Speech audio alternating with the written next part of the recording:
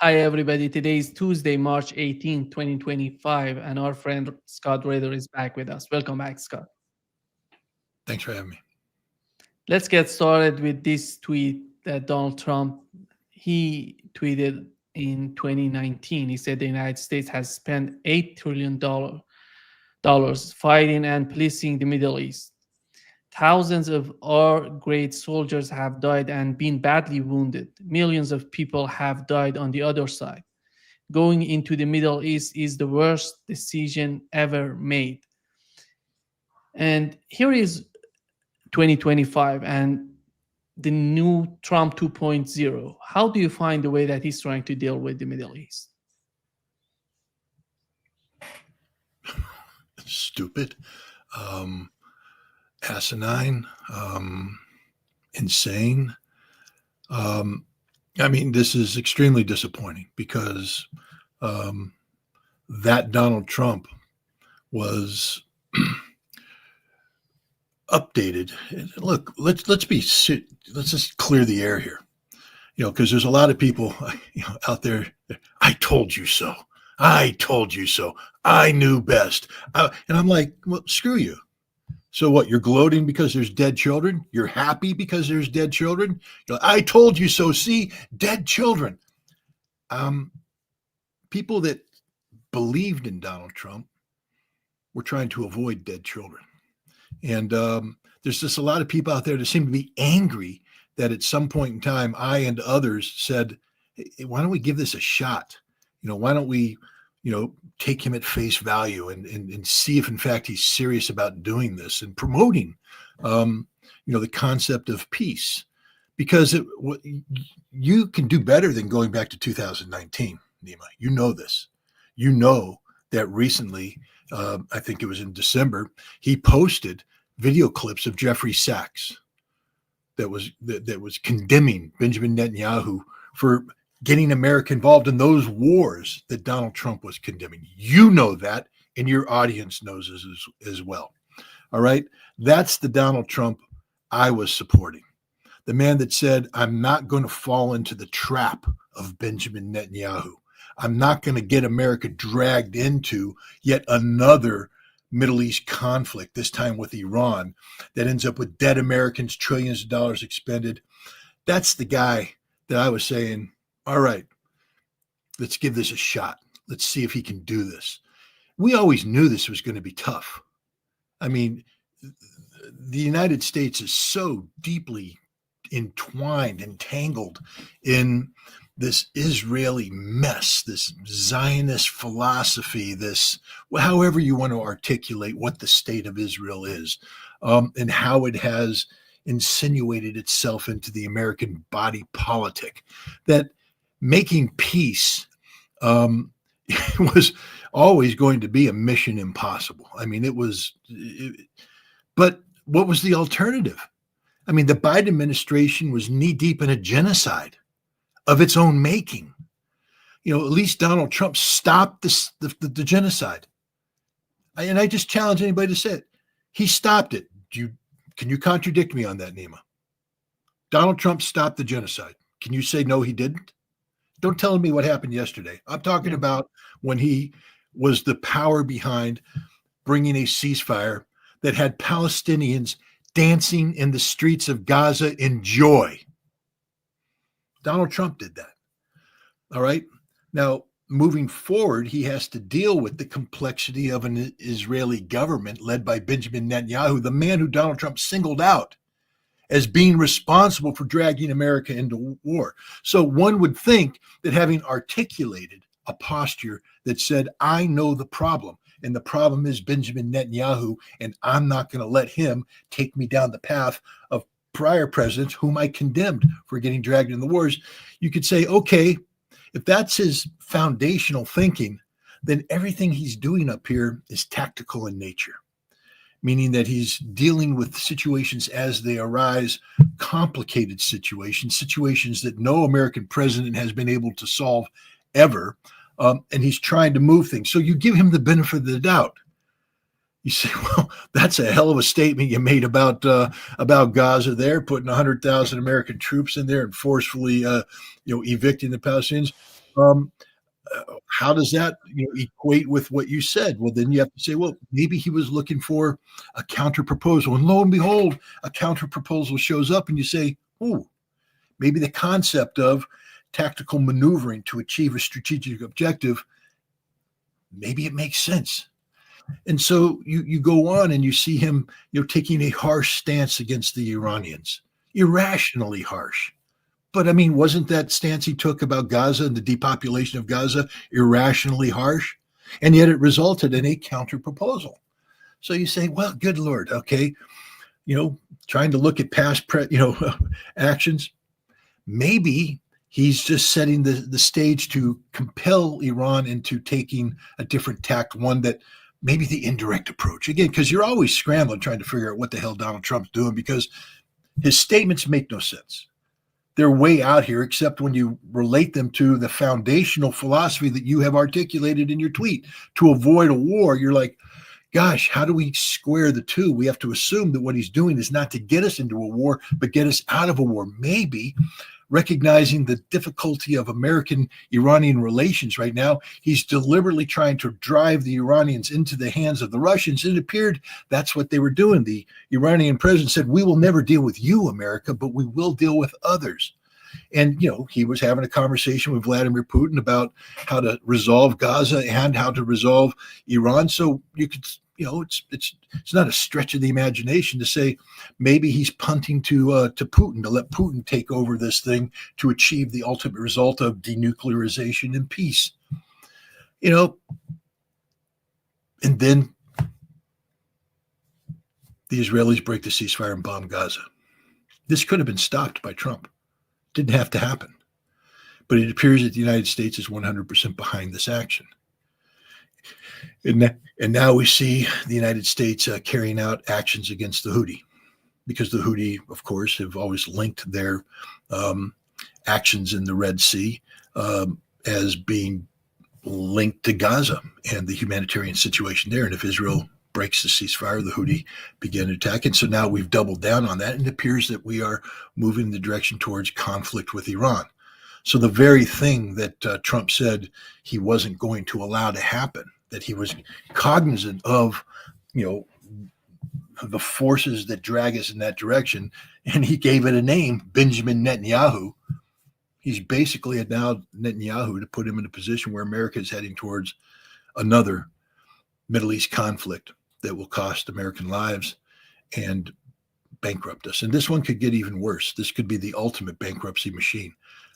If we do, in fact, get into a major conflict with Iran, the impact on global energy security will be devastating and will have a horrific impact on the American economy at a time when Donald Trump can't afford to have that. All the changes he's trying to do, which I call revolutionary in nature, are predicated upon some form of economic stability, predictable economic trajectories. When you have, the price of oil shoot up to $120, $200 a barrel, it's going to be devastating. So I don't understand why he did what he did. This makes no sense. There's nothing about it that squares with the foundational philosophy that Donald Trump has been expressing over time since 2019 and up until recently, that said he wanted to avoid the very thing he's now has got us entangled in. I can't make any sense of it. It's so amazing to see how Netanyahu has some sort of lot of leverage on the US government. And while he has a lot of problem in Israel, he's struggling and he's just fighting for his position. But he has a lot of leverage. I disagree, though. I disagree. Netanyahu has no leverage, none. That's what makes this all the more stunning. If he had leverage, he would have told Steve Witkoff, get the hell out of my office, when Witkoff showed up and said, sit down, shut up, you're going to accept a ceasefire. If Netanyahu had leverage, he would have said, pound sand, leave. I will pull all the strings I can and bring your pathetic presidency down, because I am Benjamin Netanyahu. I am the Zionist king of the world. I control it. He controls nothing. Nothing. This is a self-inflicted wound, which is what makes it all the more amazing, because you could explain away, say, well, at the end of the day, Donald Trump is controlled by Benjamin Netanyahu. He's not. Donald Trump can flick Netanyahu away like a pesky fly. This is a deeper issue. This has less to do with Netanyahu pulling the strings and everything to do with the what's going on inside Donald Trump's brain.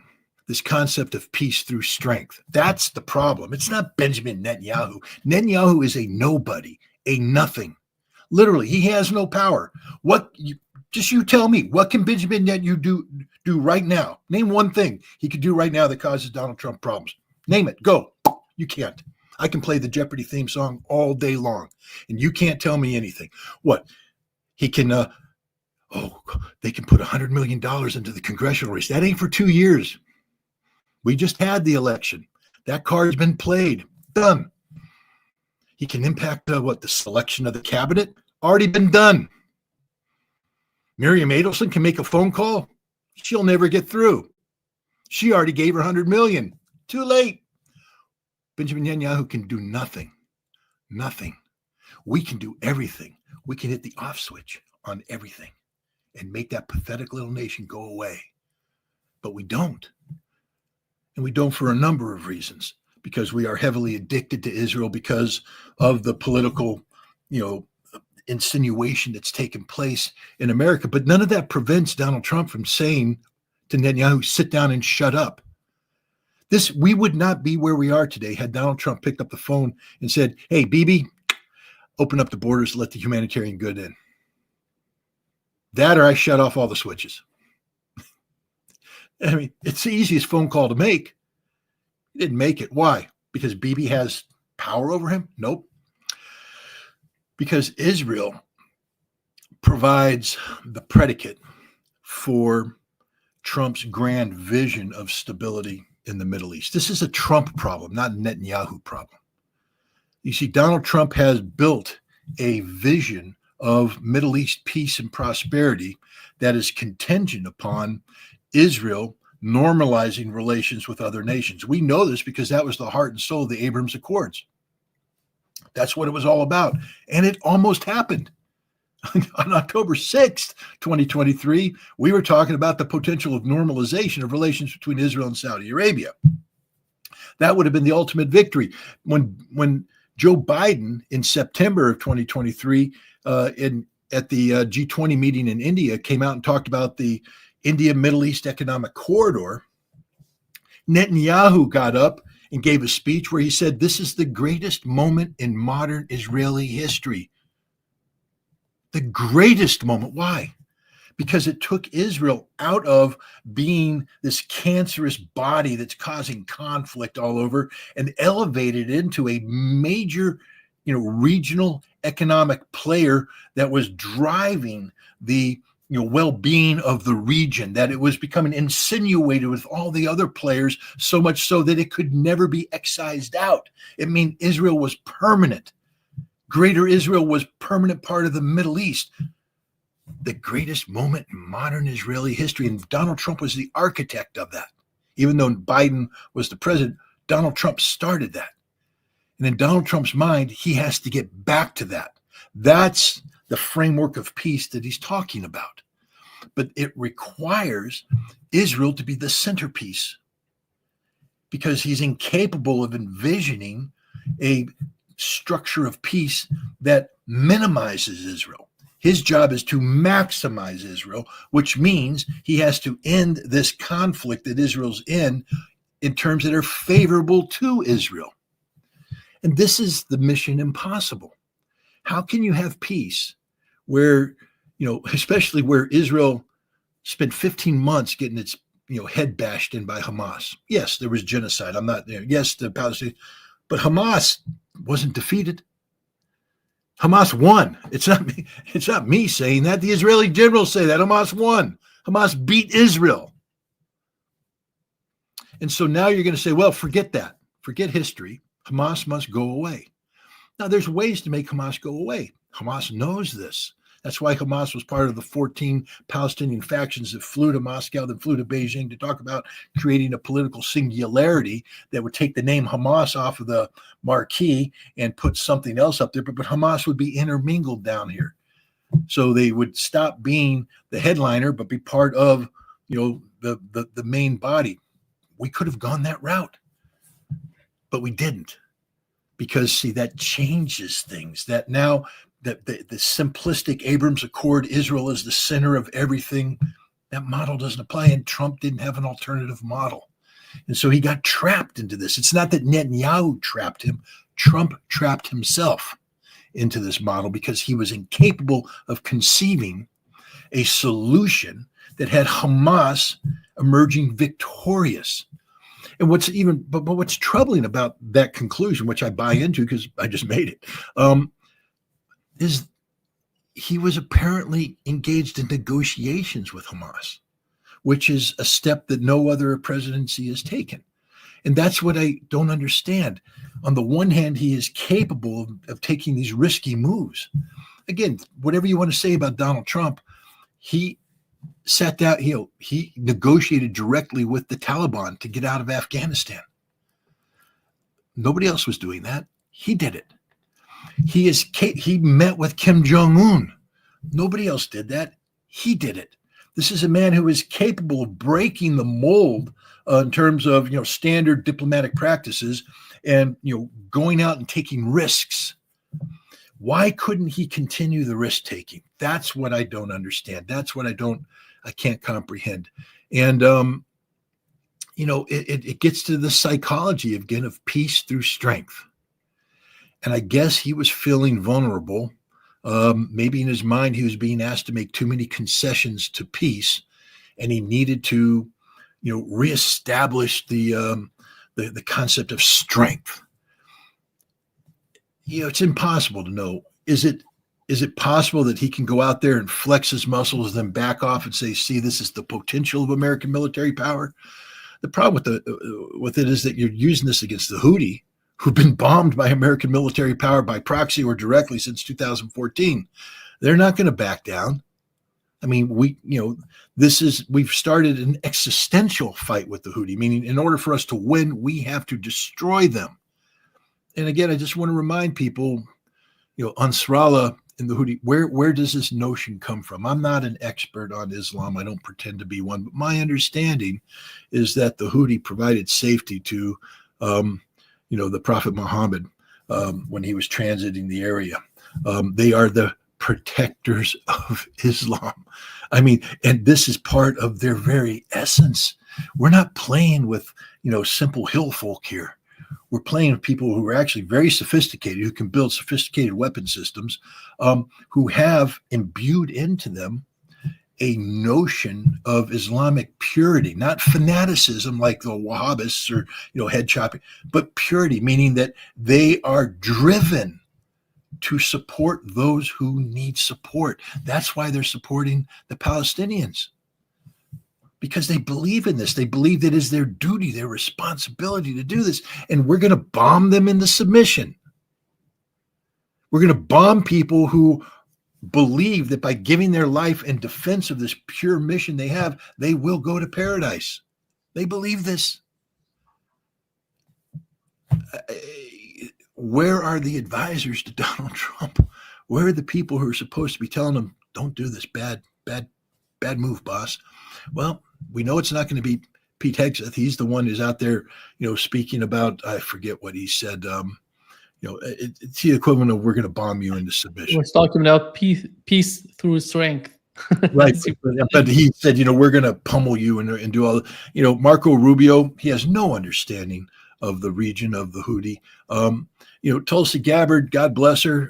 I have a lot of respect for her, but she's so focused on Islamic extremism that she somehow has been blinded, and now she is calling the Houthi Islamic extremists, equating them with Al-Qaeda and ISIS when they're the furthest thing from Al-Qaeda and ISIS. Donald Trump is not well served, and he's not a man who has the inherent capabilities of formulating these positions on his own. He wants peace. I still honestly believe that this is a man who wants peace, but he doesn't know how to get from where we are to peace, because he keeps being dragged down the path of war by his own inner demons and by the advice of those around him.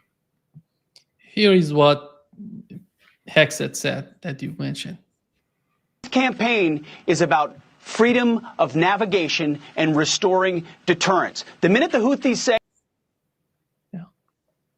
be very clear, this campaign is about freedom of navigation and restoring deterrence. The minute the Houthis say, we'll stop shooting at your ships, we'll stop shooting at your drones, this campaign will end. But until then, it will be unrelenting. We got the reports last night, Maria. The Houthi capital felt like an earthquake.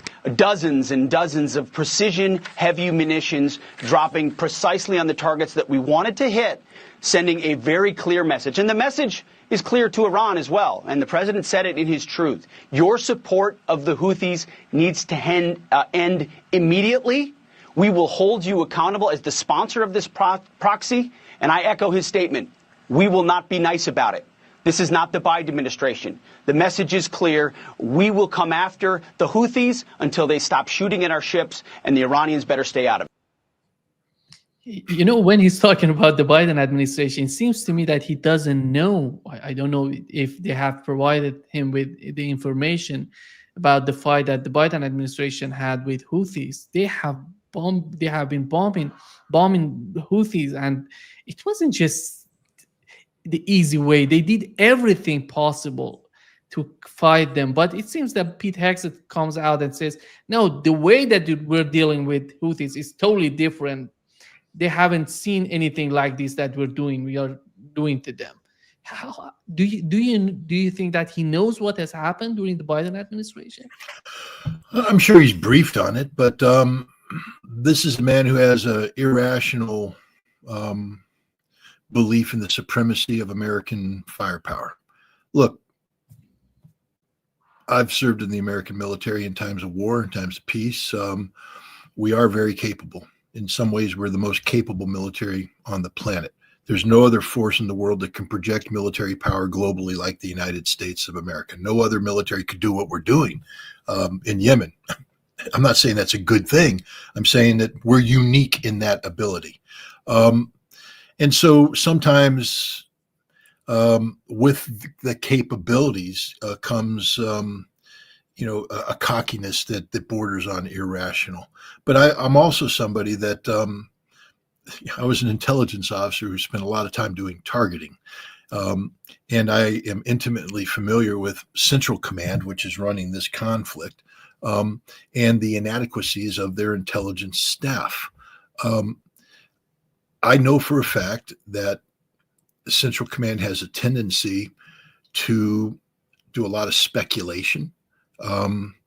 They are victims of their own inherent prejudices and of intellectual modeling that they do that's based upon a lack of understanding. Look, this dates back to the Gulf War. I was heavily involved in the targeting of Iraqi Scud missiles, both in terms of their production capacity, their command and control, and their operational, activities that we tried to interdict their launches. I will tell you that, and this became evident when I became a weapons inspector in the United Nations afterwards, because I had an opportunity. It was a unique opportunity to participate in the active targeting of this target deck, and then go into Iraq afterwards and visit every place we attacked and get the truth about it. We misidentified the vast majority of the targets we bombed. We claimed that we did more destruction on them than we did. And oftentimes we were hitting things that had nothing to do with what we thought they were doing.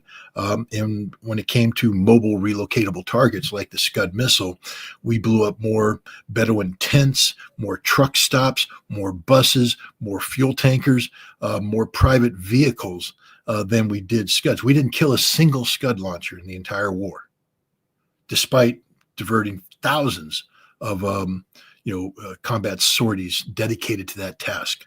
But we did kill thousands of innocent Iraqis and hundreds of innocent Jordanian truck drivers.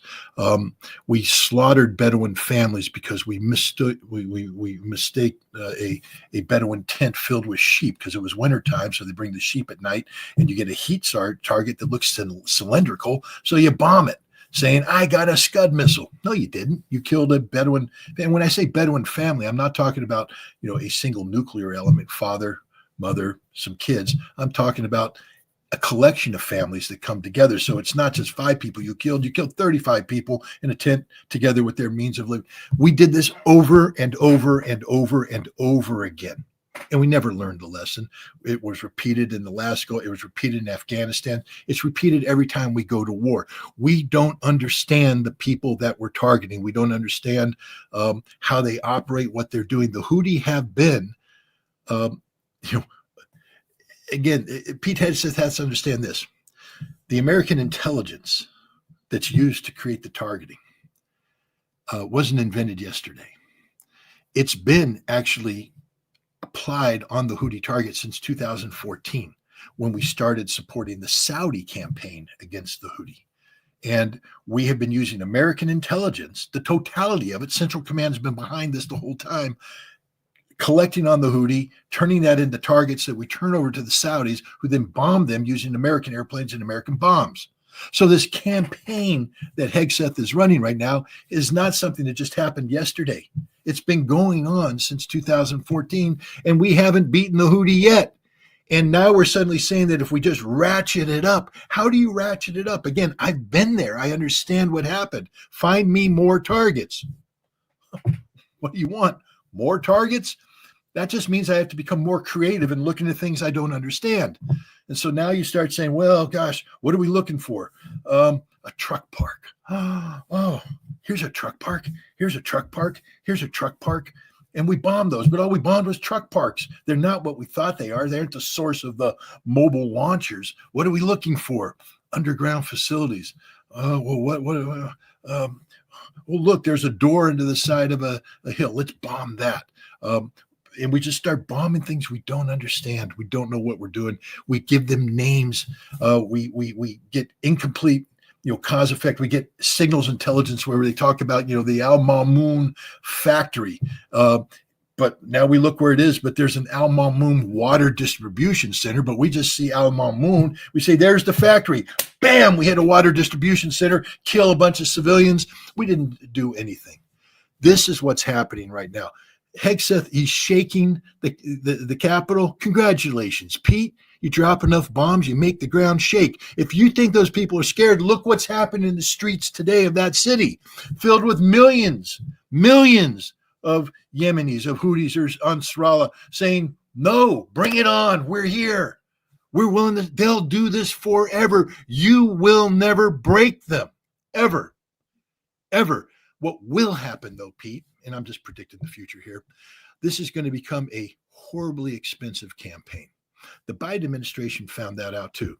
Right now, they're talking about diverting up to 3 carrier battle groups into the region. This costs a lot of money. Where's that money come from? We just did a continuing resolution. So there's no, additional funds. We're going to be eating into we're going to run into the same problem that the Biden administration ran into, which is we have depleted operational funds. We now have to cut into training. We have to cut into other things to fund this war that was not funded. We didn't predict this war. We weren't prepared for this war. This administration's too young to have built up a budgetary reserve for this. So we are literally, we've gone through the fat and we are now consuming the muscle of the American military. This war is making us weaker.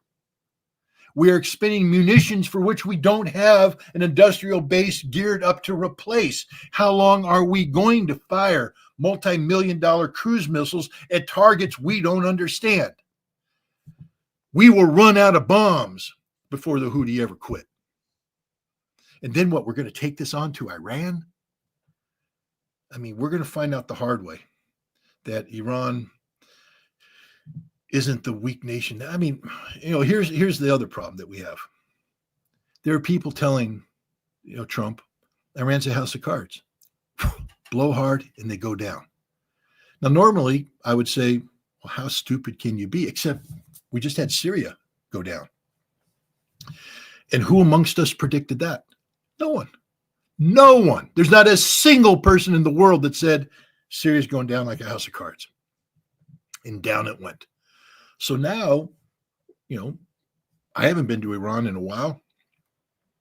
I don't know the true state of affairs. I know that there's, dissension between the president and the supreme leader, that there's tension there. And between him and the Iranian Revolutionary Guard Command, there's some tension there. I know there's extreme economic difficulties in Iran, but I also know that in 2023, Iran was stress tested, that the CIA, MI6, and others brought all their proxies up together in the aftermath of the tragic death of that Kurdish girl at the hands of the police. And they attempted a regime change operation. I spoke to President Raisi about it in September 2023. He said it was one of the greatest threats to the existence of Iran since the Iran-Iraq war. He said it was a big problem, but Iran beat it. And the Iranian people rallied around. That was 2023. This is 2025. A lot can change since then. I mean, hell, Syria was stress tested all the way up until 2020 and found that, they were solid. They could push back against ISIS and Al-Qaeda, al-Nusra, and all that. But a few years later, bam, down they go. So is it irrational for Donald Trump to be told if we just pressure Iran, they will collapse? I mean, I disagree with, but I don't have perfect intelligence on that. And again, somebody can say, look what happened to Syria. Just pressure them the right way and they will collapse.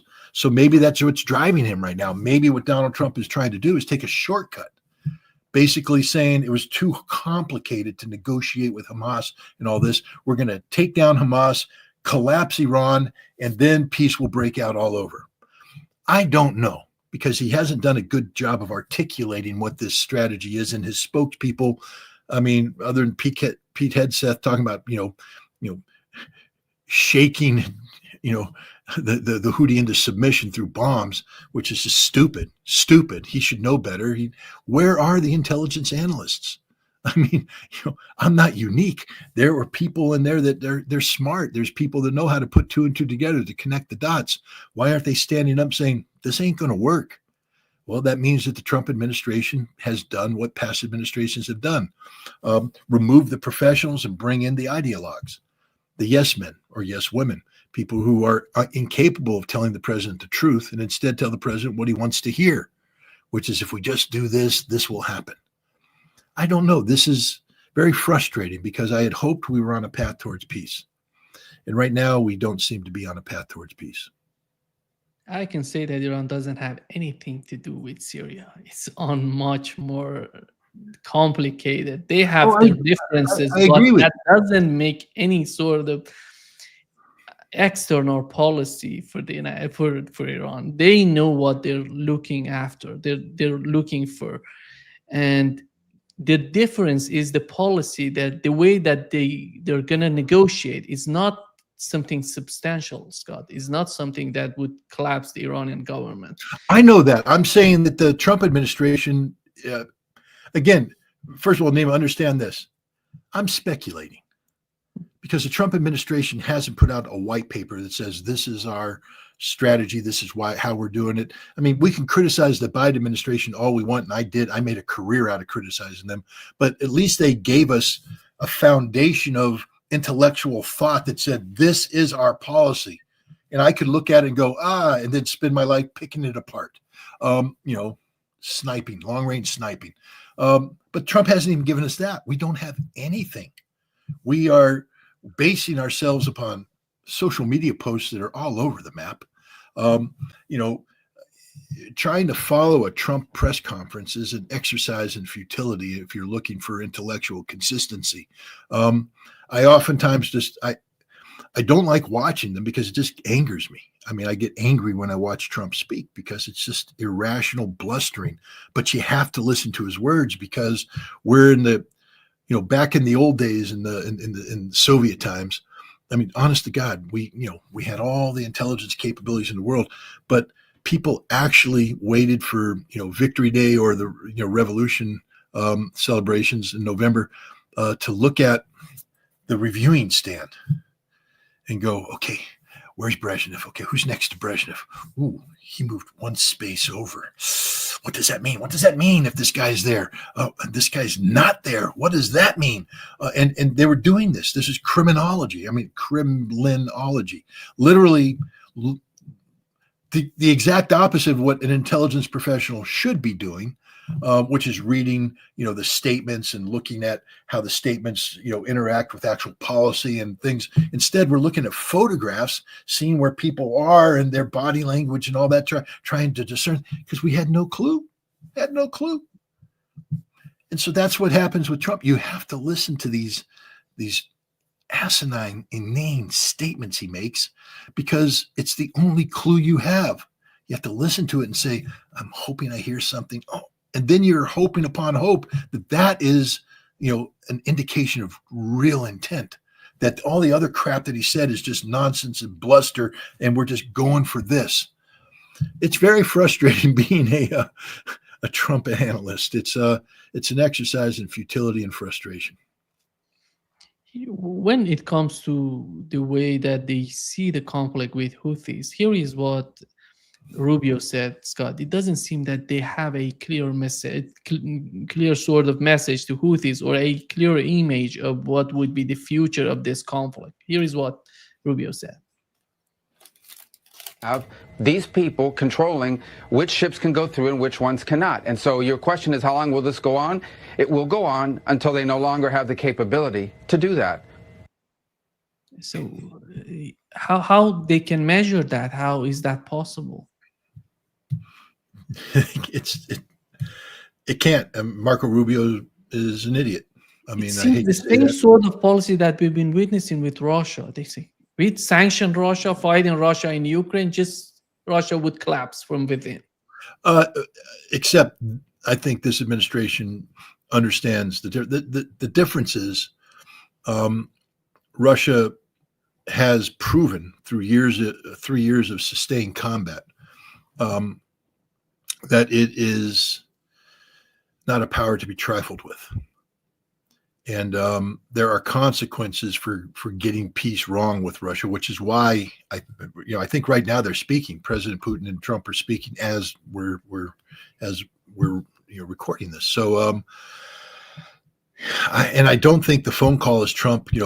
All right, Vladimir, this is the way it's going to be. You're going to do this, you're going to do that, or else we're going to do this. We're going to shut your economy down. I don't think that's the way the conversation's going at all. I think it's hey, Mr. President, we're concerned about this. Our people have talked, and we've mentioned the following. These are some things that we'd like you to consider. And Putin will say, thank you very much for saying this. On this one, we think there's some way we can work. This one is more difficult. We're going to have to do some more massaging on this. And then Trump isn't going to go, no, you will do it our way, or we will bomb you and make your capital shake. It doesn't work that way with Russia. Because Russia's powerful, they have nuclear weapons, and they've proven over 3 years that they can beat NATO in a stand-up fight, which includes the United States conventionally. So but the Houthi, I mean, on the one hand, again, people should be advising Pete, hey, Pete, we already tried the 3-carrier thing. Didn't work. But what happens is they start hitting us with missiles, and we have to pull outside of their range. And then the next thing you know, we've extended our time on station until we deplete all the ammunition. And then we have to withdraw. And now we're bankrupt. We don't have follow-on carrier. Pete, this isn't a good idea. They don't quit. They don't quit at all. But no, we're arrogant. We think we can bond them into submission. And Rubio's statement is, I will make the following prediction, that the carrier battle groups will withdraw from station before the Houthi quit, because the Houthi will never quit, and the carrier battle groups will run out of ammunition. That's a guaranteed outcome here. And what we're going to kill now, what are we going to do? Go into collective punishment? Because at some point in time, we're going to get frustrated because we're going to be bombing things, and it's not stopping the Houthi from launching their missiles against ships. And so we get frustrated. So now what? We embrace the Israeli tactic of collective punishment. We start bombing, civilian areas, and then the death toll goes up. And now we're guilty of committing genocide. And what are we going to do? Put a counter blockade on them and prevent humanitarian goods from coming in, so that we have millions of starving Yemeni children like we have had in the past. Understand that didn't cause the Houthi to stop fighting before, by the way. I just want to let everybody know that we have already done the starve the children in order to make them submit a game, and it didn't work. It's just going to blow back on us. It's going to make us look bad, and it's going to make us look weak, ultimately. This is just the opposite of peace through strength. This is weakness by pretending to be strong when you're not. Do you think if the situation escalates between the United States and Yemen, that is the Trump administration able to force the Arab states into the conflict with Yemen? No, they've already done it. I mean, again, what are we asking? We're asking Saudi Arabia to commit forces, and they've done that, and they got beat by the Houthi. You know, it's been there, done that. They got the T-shirt. United Arab Emirates, you want to get them to come back in? No, they've done that. They got beat. And remember what happened. The Houthi launched drones that took out oil, threatened critical strategic infrastructure. And they brought in the totality of their air power backed by American intelligence, and they couldn't stop it. Couldn't stop it. It's a big country. Look at it. It's big. It's not easy to fly aircraft over that country and get that. During the Gulf War in Western Iraq, we used to have combat sorties, F-15Es, Strike Eagles, flying at night and A-10s flying at day. But night was the most popular time for the Iraqis to launch. And we'd have the combat air patrols over there, and we'd have all the intelligence. And when the Iraqis would fire a missile, sometimes we were only 5 or 6 minutes away. But by the time we came in to the target, they were gone. They were gone. There was nothing to bomb. And so we futilely look around and we find trucks moving down the highway that aren't missile related, but they're fuel tankers. We say, oh, well, they're long and they're cylindrical, and we're pissed, so bomb them. So we blow up the trucks. We didn't stop the missiles. We didn't kill a single Iraqi Scud launcher in the entire war. Targeting is difficult, especially over a tough thing. We try to put loitering drones over the MQ-9s, and the Houthi are shooting them down. I mean, I forget, they've shot down a whole bunch of them. These are expensive things. It adds up to a lot of money. But they basically shot down over a squadron's worth of MQ-9 Reaper drones. Over a squadron. We've lost a squadron of Reaper drones over Yemen in this fight. and so I don't know what Hegseth, is he going to reinvent, the laws of war? Suddenly, because Pete Hegseth comes in and he has his little infantry thing, and I'm a war fighter and I run with the guys. And because I run with the guys, we're going to do things more efficiently. Well, there's been professional military people out there trying to accomplish this mission before you were Secretary of Defense, Pete. And they can't do it because it's impossible. You don't have enough aircraft. We diverted in the Gulf War over 2,500 sorties into Western Iraq. 2,500. And you got a carrier battle group with a wing, one wing, dozens of aircraft, dozens, not thousands, dozens, not hundreds, dozens. And you're going to cover the expanse of Yemen with that? Are you high? And the answer is he must be, because this isn't going to work. It can't work. It's a military impossibility.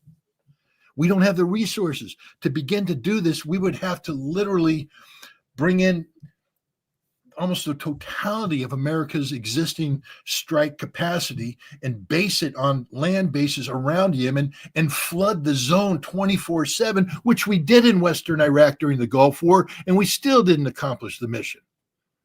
So, no, we can't do this. It's impossible to do this. Satellites are good, but at the end of the day, it's what's in the analyst's head. There was a time when we had analysts who spent their entire career looking at a target, their entire career. And God, they knew everything. I mean, if a mouse dug a hole in the field next to it, they would say, that mouse doesn't normally dig a hole this time of year, so there's something doing that. So let's look at what caused the vibrations. I'm being ridiculous here, but I'm just saying that that's the intimacy they had with the target. Then what happened is the Cold War ended, and we started this whole thing where we said, well, we can't. It's not cost efficient to hire somebody and have them sit in the same desk for 30 years. I mean, that's just not good. We need to have these people go out there and get more. So instead of being an absolute expert on your subject, we became, these people with diversity. And I saw this when I was doing the Iraq thing. The CIA would bring in their photo interpreter teams. And, initially we had people that actually had studied the target. And you go, okay, these guys know. But then they retired or pushed aside. They brought in these new people who had been doing it for 6 months. You don't know anything about a target in 6 months. And they were briefing. They had no clue what they were briefing. They couldn't even pronounce the name right. They had no clue of the history of the target. And then by the time they became familiar through repetition, they were rotated out and a new group were rotated in. And this is what happens in CENTCOM. You don't have any experts in CENTCOM. You have specialists who get rotated in. They take control of a target thing. But the other thing is, there's nobody that has the big picture anymore. They're all looking at tiny little fractions, but they're not allowed to make their conclusions. They have to drive it up because intelligence now is just so carefully managed. They have layers of management overboard. I used to be, as a junior captain, God. Why? Because I was the guy. Junior captain. I was given the job of doing it. And I would do it. And I was responsible for briefing the big guy. There might be, 1 or 2 layers of management, but they didn't get in the way too much. They were just like, well, what do you got here? Let's facilitate in here. But today the analyst has to give it to his, initial management who, looks at it, proofreads it. The other thing is they farm it out. It used to be you'd work right there at Central Command. And they come down and you'd have to go and talk to the boss. And the boss would have to look in your eyes and say, well, how do you know this? And if he sees fear, he's like uncertainty, whatever. Nope. Now they break it up into packages and they send it out here, there, and everywhere. And we saw that when we had that idiot airman up in Massachusetts leak documents. Why was a guy in Massachusetts, a reservist, having access to sensitive, intelligence documentation about a conflict in Russia? Because the way we've decentralized this is that was his task to given it. He doesn't know anything. It's a cut and paste job. There's no analysis happening here. It's cut and paste. He's putting together, assembling into a product that gets set up, and the product is meaningless. Go look at those documents. The stuff that's in there is wrong, most of it. But it's got top secret information and all this stuff. There's no genuine analysis there. There's no effort to sit there and actually take the stuff, eat it, digest it, and to regurgitate it as some sort of intelligence that's derived and thought out, etc. They don't allow people to do that anymore. It's literally just a cut and paste job area. There's no experts on anything. I challenge CENTCOM to bring your Houthi expert here and have a discussion. They won't. But the person isn't an expert. How long have you been doing the job? Well, I was rotated in last September. It's not his fault or her fault. They have a career and they get rotated here, there, and everywhere. But there used to be a time when you had genuine experts who knew the language, knew the culture, had done tours over there. But the problem is they went native. You can't have an analyst going native. You can't have an analyst saying, yeah, well, when I was in Sana'a, well, you were in Sana'a? Yeah. Why would you want to be there? You met a Houthi? Yeah, man. Did they corrupt you? Did they take control of you? We have to replace this guy and bring in somebody who's never been there, never met them, doesn't speak the language, because then we'll know that his analysis is pure. Instead of having somebody who's there and knows the people. We don't do that anymore. It takes too much time. Nobody has the patience. And to be honest, nobody wants that guy or gal. Why? Because the way our politicians work today is they want the intelligence community to reinforce conclusions they've already made. They don't want to sit there and have somebody tell, especially somebody like Donald Trump. You think Donald Trump wants to have somebody tell him what's going on? No, Donald Trump sits there, he's the best at everything. And, well, I have read, I am the greatest expert on the Houthi in America today. And so I am going to dictate outcomes, and I don't want anybody coming to me and telling me I'm wrong. You can't even get into his office to tell him he's wrong. And the first time you do that is the last time you're in his office. That's not the way this works. Bring on Ray McGovern. He used to brief the president and the vice president. Ask him, was it his job to say, Mr. President, how do I make you happy today? Or was his job to say, Mr. President, this is the real state of affairs in the world today that you got to deal with as commander in chief. These are problems, and that's what you need. But we don't do that anymore. I was hoping that Tulsi would change that. And to be fair, we're still so young into this. I don't even know if they've decided how they're going to brief the president and what format they're going to brief him and who's going to do the briefing yet. But the point is, somebody has to get next to him and tell him he's wrong. And just say, Mr. President, you're wrong. This is the truth. This is how it works. Somebody did that with Russia because we saw him break from the Keith Kellogg pattern. And he's taken on a new. So somebody got to him. Maybe it was Steve Witkoff after meeting with Putin. I think it happened before that. I think something happened that triggered him sending Steve Witkoff instead of Kellogg. But somebody got to him about Russia and said, you're wrong. Because you saw a dramatic departure from the way he was dealing with Russia and Ukraine to what he's doing now. Somebody needs to do that about the Houthi, somebody and Iran. Get to him and say, this ain't the way, this isn't going to work. This is a disaster. But now we're committed to the fight. That's the problem. Peace through strength. Well, God, now that you're committed to the fight, anything less than total victory, especially the way that Rubio and Hegseth have articulated it, is a sign of weakness. And you can't have peace through weakness. So we're in trouble. We're in a lot of trouble right now. And when you talk about someone in the United States, or can be Xi or Putin talking to Trump in terms of the Iranian nuclear program, because we know that there was a meeting among the three leaders, the president of Iran, and a meeting between Russia, China, and Iran. Well, see, that's what gave me the faith that Trump was taking what I call the indirect approach, recognizing the political, because if somebody came to him and told him the reality, which is, this is my personal belief of what I believe the reality of is in Iran today.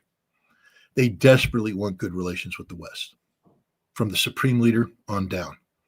But politically, they've been betrayed by the West too many times, and the hardliners who have come to into dominance,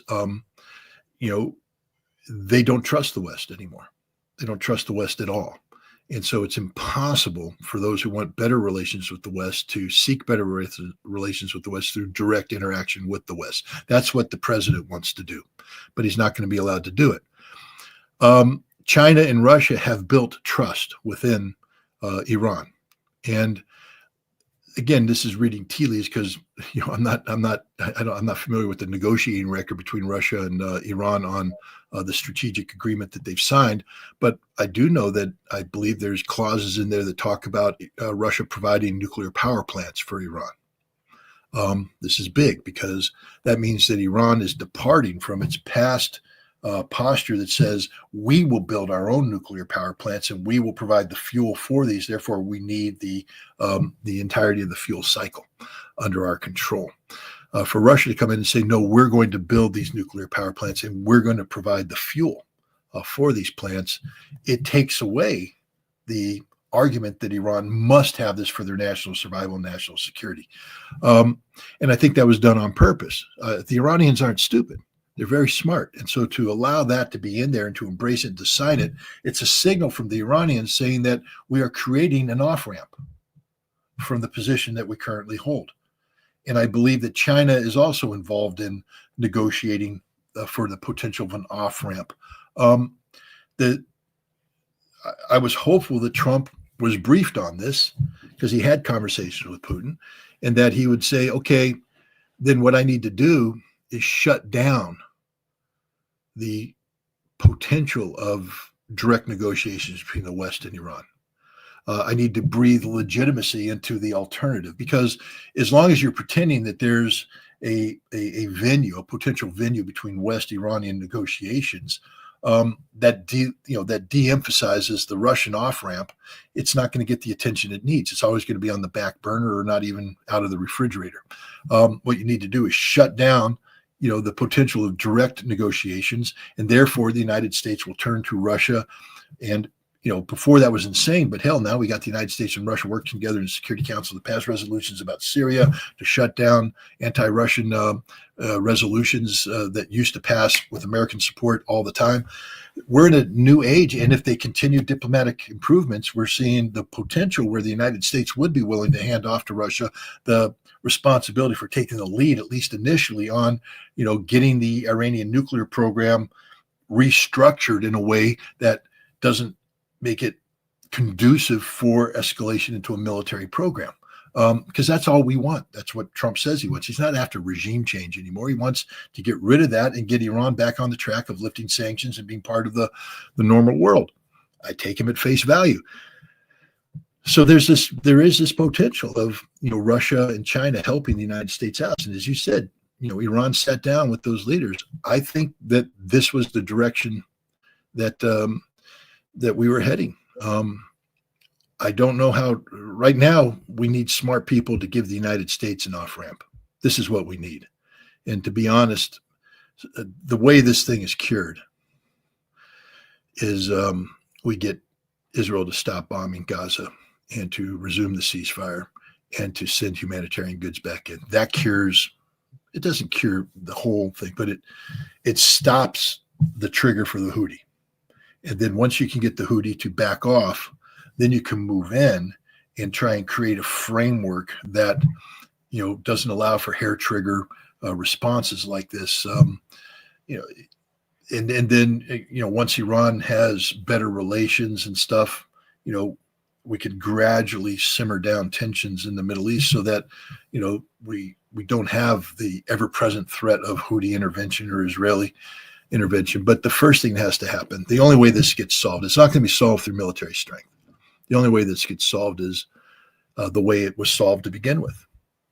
A ceasefire, humanitarian goods, Israel standing down. Is the Trump administration capable of doing that? I don't know. I'm losing hope every day that they are, but that's the only way we get out of this. As you mentioned today, Vladimir Putin and Donald Trump talked to each other. And it seems that it took an hour to talk about, I don't know, whatever is going on in Ukraine. But Donald Trump, before yesterday, he was talking about he's going to bring up the case of nuclear power plant. What does he want to do with that? Because that's under the control of Russians. I don't see that Russia would give up on that. I mean, first of all, we have to assume that this isn't happening in a vacuum, meaning that the first time Vladimir Putin hears about this is in this conversation. So we have to assume that it has been part of past conversations and that the United States and Russia have exchanged ideas and concepts on this. I mean, first of all, I hate to say things because I know that the conversation ended and Trump was saying he was going to provide an immediate readout. So I'd really love to see that readout before I commit to a conversation that I have no idea what happened. But I don't see that coming, by the way, Scott. It doesn't seem that would happen, but let's assume that. But we know that the Ukrainians, first of all, the Zaporizhia nuclear power plant was an integral part of Ukraine's power generation infrastructure. And then any post-conflict, world, Ukraine would want to have that energy generation capability brought back under its auspices.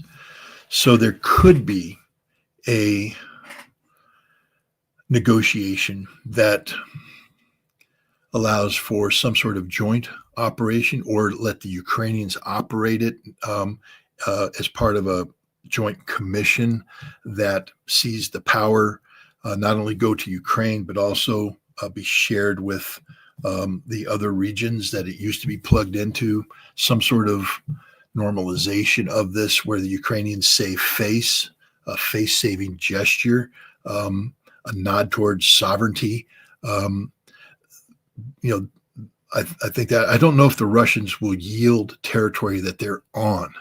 Meaning, I don't think the United States is going to be successful in telling the Russians you have to give up a territory. I do think the United States is going to make a play. I don't know how successful they'll be as the territory that Russia has never occupied and or that doesn't occupy now and is unlikely to occupy anytime soon.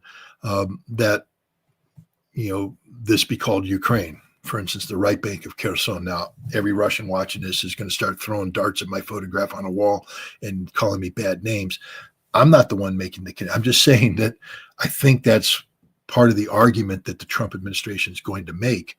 And the question is, is Russia willing to go back to, is Putin willing to go back to the Duma and have the Duma debate, in order to bring it into this war that Russia will yield the right bank of Kherson and yield. I don't think Russia can yield any part of the Donbass. The Donbass and Crimea are Russia forever.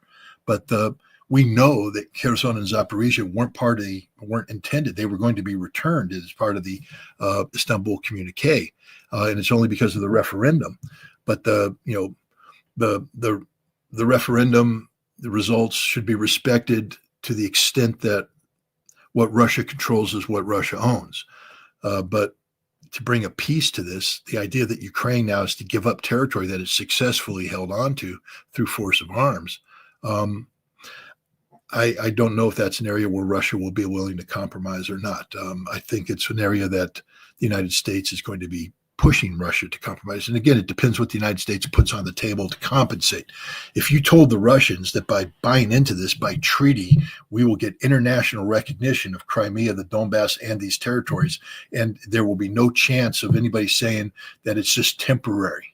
Because that's one of the things that Russia is concerned about, is that a ceasefire that says, yes, Russia gets to hold these territories, but it's temporary, only creates the conditions for war down the road. Russia wants permanent. So if you're willing to trade international recognition of these territories as Russia forever, but Russia has to let Ukraine keep the territories that it has successfully defended, is that a compromise that Russia is willing to make in those exchanges? And then, to add to that would be, if you're going to ask the Ukrainians to shrink the size of their military, you have to reward their military for the defense that it has conducted. You can't ask the military to retreat and be shrunk. I mean, that is the humiliation stacked upon humiliation.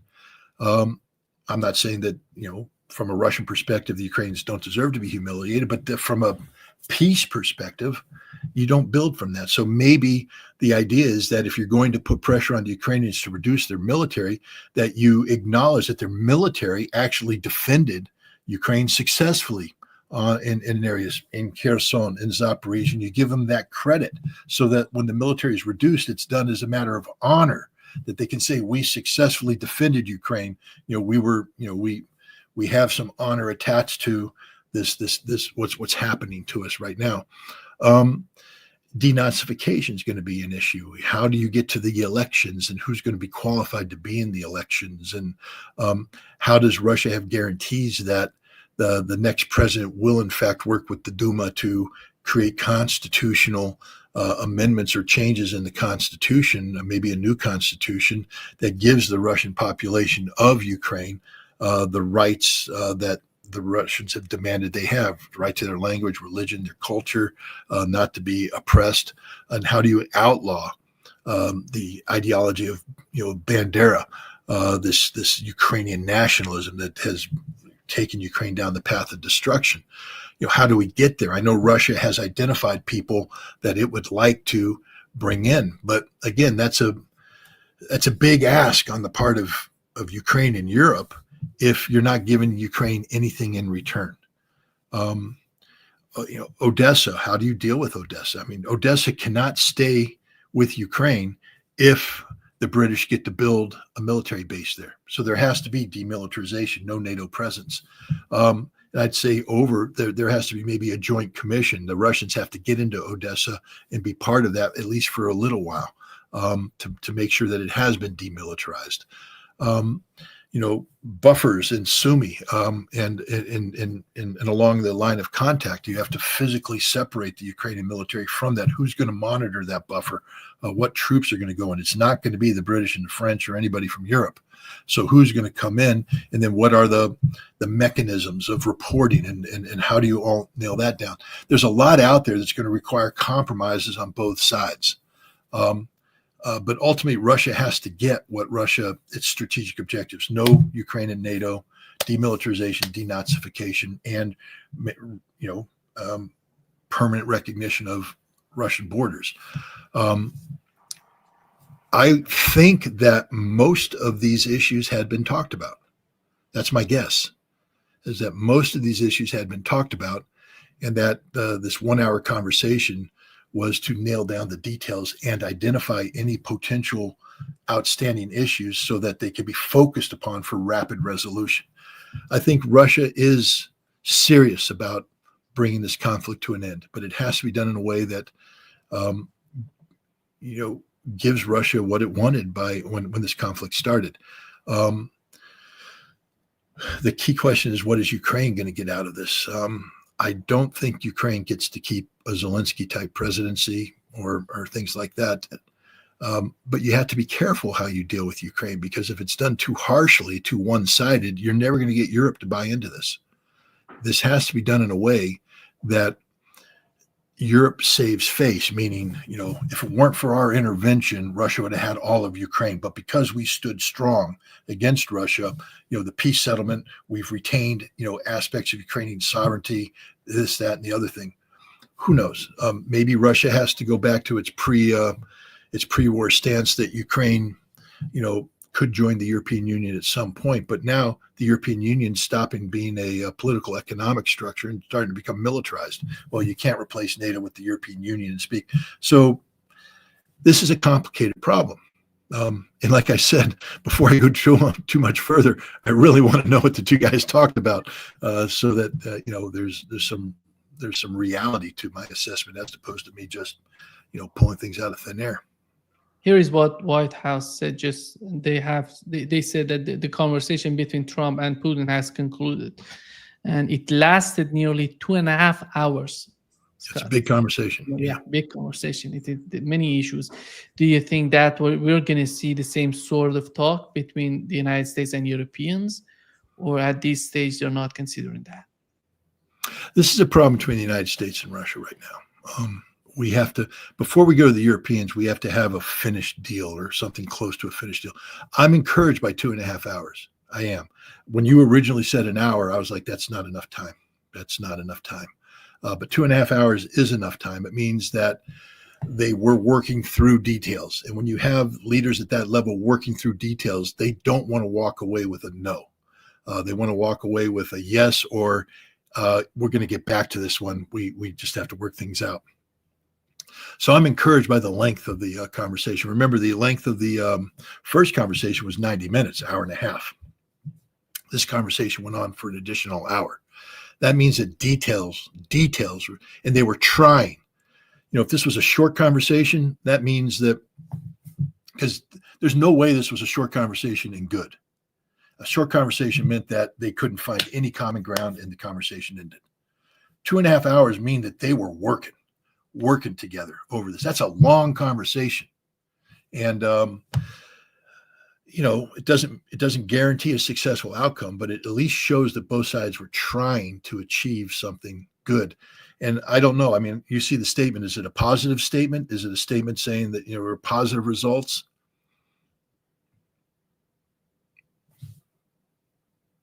It didn't mention anything. It says that Donald Trump would talk with the press right after the conversation, but nothing came out so far.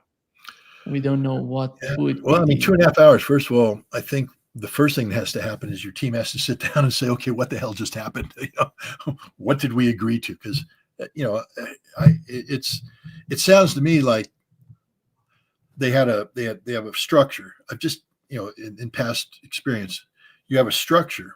But then what happens is, as they start to talk, they deviate off the script and they start moving down and they get into this issue and then they come back. And so sometimes you have to take a pause and say, okay, let's bring everything together and see what we got, see what we've agreed upon, see where we're at before you go public with it. So I do think that, again, I'm not discouraged by this. I would hope to see something positive out of the Trump White House, even if it's lacking in details. What I would like to hear from the president is that they had a very constructive talk, and that's pushed them further down the path towards, bringing about a peaceful resolution to the conflict. That would be, as opposed to, there's things that we can't do. We're going to have to tighten the sanctions, and we're going to have to do this, and we're going to have to do that, and resume arms. We're going to have to put pressure on Russia. That would be a disastrous outcome. I'd like to hear him say, we pushed this further. This is a complicated problem, but we've pushed this further.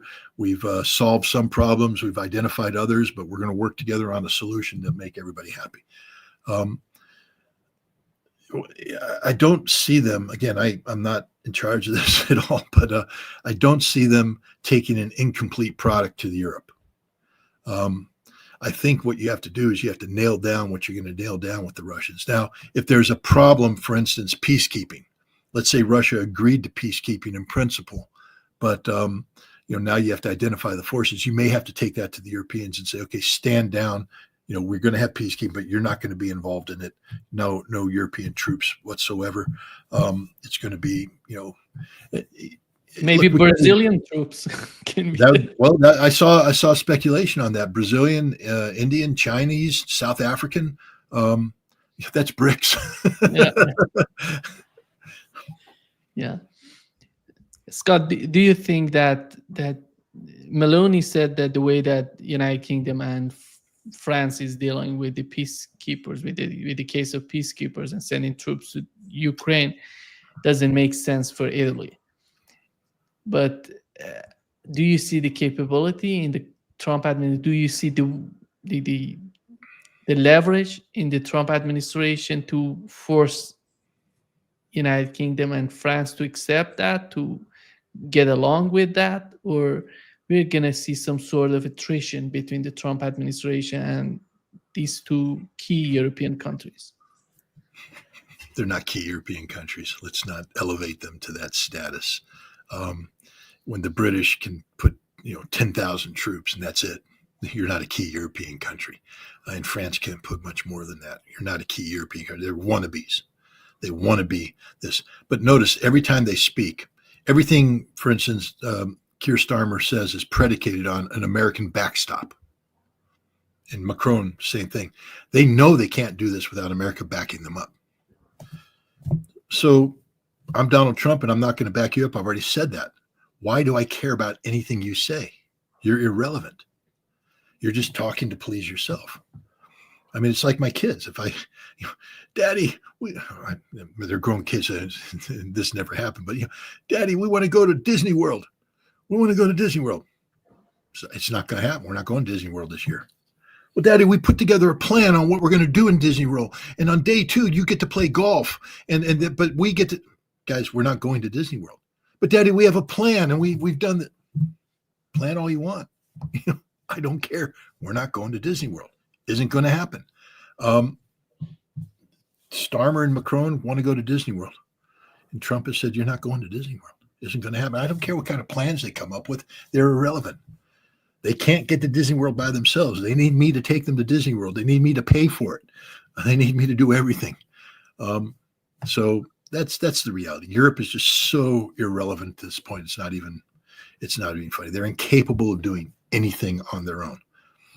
And they know that. That's why you have Ursula von der Leyen speaking of, bankrupting further generations with 800 billion euros of military rearmament, which just makes me laugh because Germany already did this. You remember 2022, Olaf Scholz did his 100 billion euro revitalization of the German military.